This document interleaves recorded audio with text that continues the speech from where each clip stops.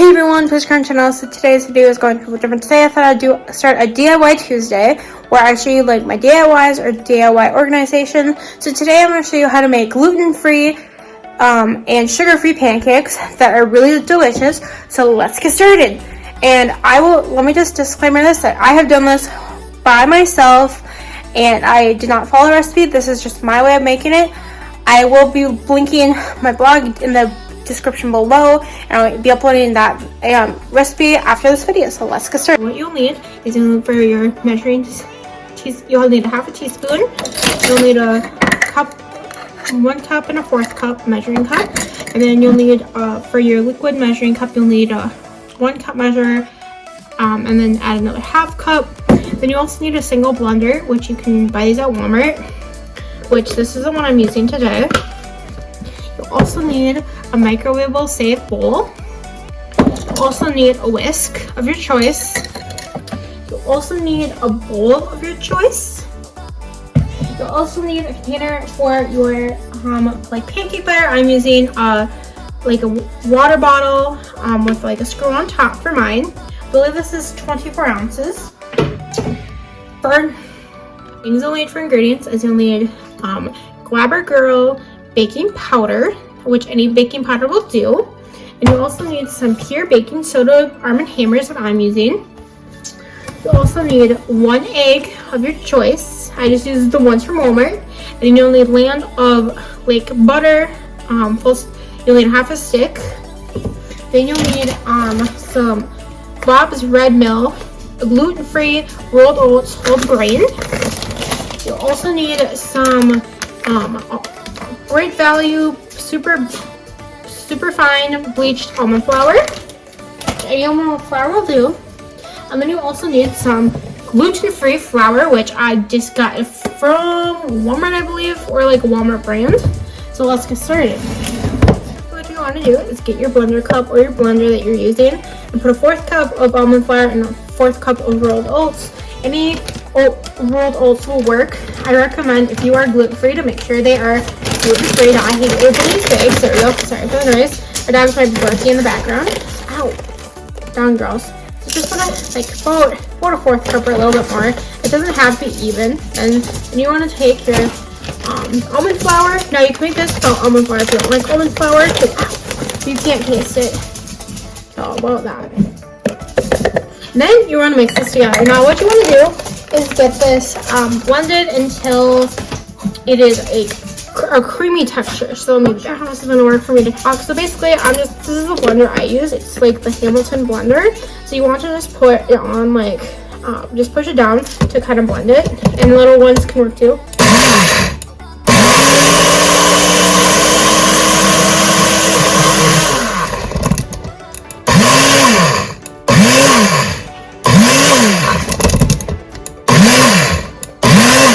And you want to make sure all the oatmeal is grinded.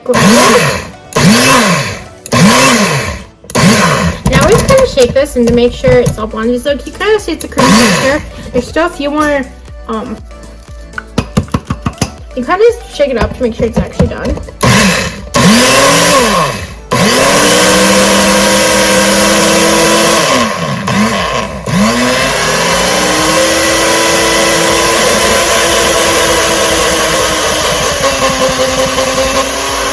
Okay, there we go. Sorry about the noise, guys. That was a little noisy. Now it should look something like this. Just make sure most of the oatmeal is combined because it is going to be it's not going to taste very good if it's not blended. So then you take your bowl. I'm not sure if you're going to be able to see in my bowl, but I'll mess around with the tripod. You want to dump in your oatmeal mixture. Should look something, I'll show you. It should look something like this. If I'm going to be honest, maybe a little shadowy, but I had to put my camera around because the front one was already, so it should look something like this. And you should, now what you want to do is add in your cup of flour. Now this is the important part. Make sure you add just a cup of gluten-free flour or any flour you're going to use, because if you add too much flour, it is going to be a pain to get the right consistency. So this is what I do. I just put about this much flour in. And then you're just going to add in your egg and all your other dry ingredients. So you're going to want to add 1/2 teaspoon of salt, and yes, I said a half teaspoon. That might be, if you want to do it down, you can. This is frying salt, if I can get it to work. So, and then you want to take your baking soda and baking powder. Important part, guys, you only want to put a half a teaspoon of both in, or it's going to be a pain. These pancakes are going to be really fluffy. I made the mistake of that the other day when I was making pancakes, so it's very important to just kind of include in there. And then half a teaspoon of baking soda. Now, you can add sugar if you'd like, but these are sugar-free. And then the next step you want to do is add your egg.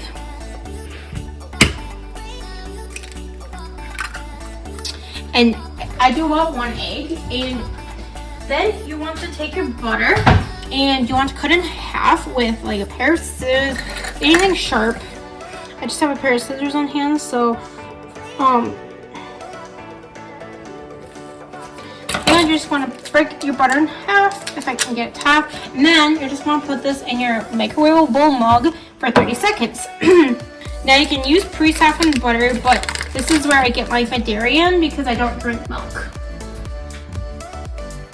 Butter. Now this is, you have to watch out if you put too much butter in, it's going to splatter, and if it's not thick enough. So now we go 30 seconds. Now, as you wait for that, you can add your 1.5 cups of filtered water or milk of your choice, whatever you want to put in for liquid. I like to put in 1.5 cups to start with, and then if it's too much, then you can always add. If it's not enough, you can still add more. And then there we go. So, it should look something like this. And yes, it does not look very, and then you want to take your butter's nice and softened and dump it into there. So that should be what it looks like. Now time to mix with your whisk. And you want to make sure it is thick enough, but not too thick. Oh yeah, this is the right consistency for me. And then I'll thicken up in the fridge a little bit. This is very important if you are making this, you guys, if you're making this. Make sure it does not sit on the counter for very long. It will spoil. I had to throw some batter away that got spoiled. So it should be this consistency. If it's too thin, you can always add a little bit more flour, which I might do. So I think I'm going to add just a tiny bit of flour in here because I added a little too much water, but you don't want to add it too much flour because then it's going to be too thin. Or too thick, I should say. So now, let's mix this together, and it should be the right consistency.